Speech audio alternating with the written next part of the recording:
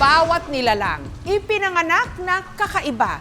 May natatanging katangian na handog ng Diyos. Sa Naga City, may mag-inang asul ang mga mata. Sa Ilocos Norte naman, may ipinanganak at pinalaking inakalang babae, pero lalaki pala.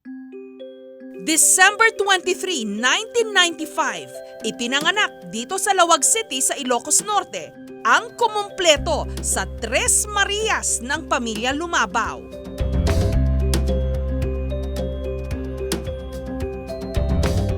Si Cristel. Nagbistida siya, nagpahaba ng buhok, sumali sa Girl Scout at naging majorette sa drum and lyre group ng kanilang eskwela. Nagka-puppy love rin siya sa kaklase niyang lalaki. Kasi mahabang buhok niya, pinaparebad ko pa noong nagtapos ng grade 6, nagparebad pa siya. At sa pagkatapos ng grade 6, sa magpa-first year niya, tinanong ko na kung nagre-regla niya, hindi pa, sabi niya. Dahil hindi pa lubos na maunawaan ni Cristel ang nangyayari sa kanya, tila nilabanan niya ito. Para magmukhang babae, nagsuot siya ng bra at sumali sa Women's Division team ng table tennis at volleyball. Pero pagtungtong ni Cristel ng high school, ang dalaga biglang nagbinata. Ako si Cristel, tunay na lalaki. Hindi siya nagparitoke, uminom ng pills o nagpa-opera. Ang babaeng si Cristel, unti-unti na lang daw naging lalaki. Ito yung mga damit ko nung bata ako. Ito yung suot ko nung nagbinyag ako. Ito yung uniforme ko nung elementary, palda.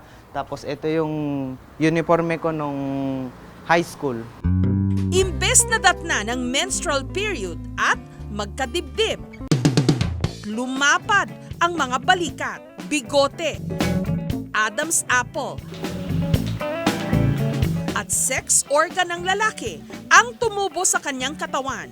Tapos kinapa ko dito, parang may matigas. Tapos hinawakan ko rin yung sa kaklase ko na babae. O, ba't wala kang ganito? Tapos ba't tawakan mo Sabi kong ganun sa kanya. Dahil hindi pa lubos na maunawaan ni Cristel ang nangyayari sa kanya, tila nilabanan niya ito. Ang akala ko noon, ako ay tomboy. Nung nagkagusto ako sa babae, nagkarelasyon ako. Tapos hermaphrodite daw po yung tawag. Tapos nung nagpa-ultrasound po kami, walang uterus, walang ovary. Hermaphrodite ang tawag sa nilalang na parehong merong ari ng lalaki at babae. Bagamat itsurang babae, ang puso raw noon ni Cristel panlalaki na. Nagkaroon ako ng first girlfriend na inopen ko sa kanya yung aking sitwasyon at yun, naintindihan naman niya.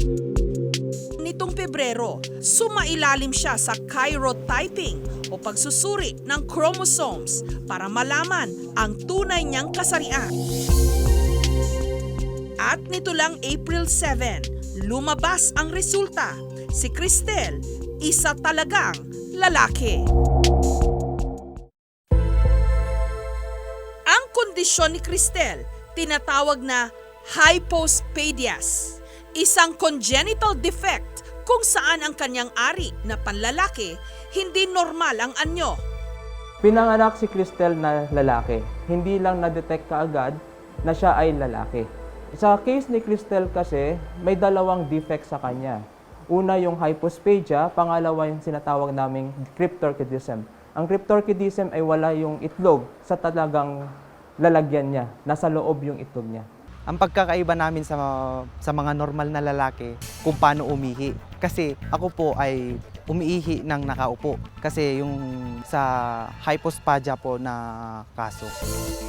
4 sa 1,000 mga lalaki ang isinisilang na may hypospadias. Maaari naman daw itong operahan para maging normal. Operahan para lang maging normal yung sexual life niya.